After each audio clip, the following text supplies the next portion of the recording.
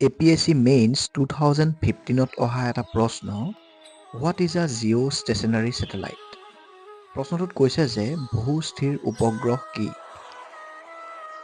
পৃথিৱীৰ ওপৰত এখন ঠাই আছে য'ত এটা উপগ্ৰহ পৃথিৱীৰ একে ঘূৰ্ণনৰ সৈতে মিলাব পাৰে।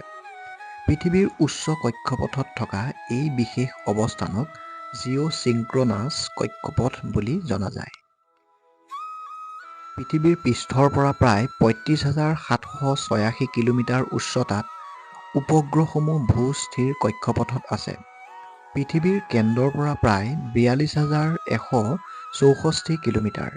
এই দূৰত্বই ইয়াক পৃথিৱীৰ কক্ষপথৰ উচ্চ শ্ৰেণীত স্থান দিছে। যিকোনো হেলনীয়া অৱস্থাতে ভূ-সমকালীন কক্ষপথ পৃথিৱীৰ ঘূৰ্ণনৰ লগত সমন্বয় ঘটে।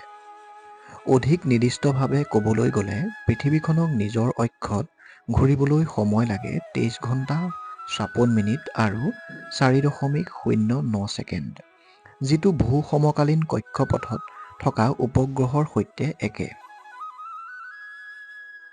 ইয়াৰ ফলত জিঅ'ছিংক্ৰনাছ উপগ্ৰহসমূহ টেলিকমিউনিকেশ্যন আৰু অন্যান্য ৰিম'ট চেনচিং প্ৰয়োগৰ বাবে বিশেষভাৱে উপযোগী হৈ পৰে।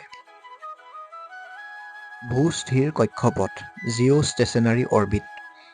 ভূ-সমকালীন উপগ্ৰহৰ যিকোনো হেলনীয়া হ'ব পাৰে যদিও ভূ-স্থিৰ কক্ষপথৰ মূল পাৰ্থক্যটো হ'ল ইহঁত বিষুৱৰেখাৰ সৈতে একে সমতলত পৰি থাকে।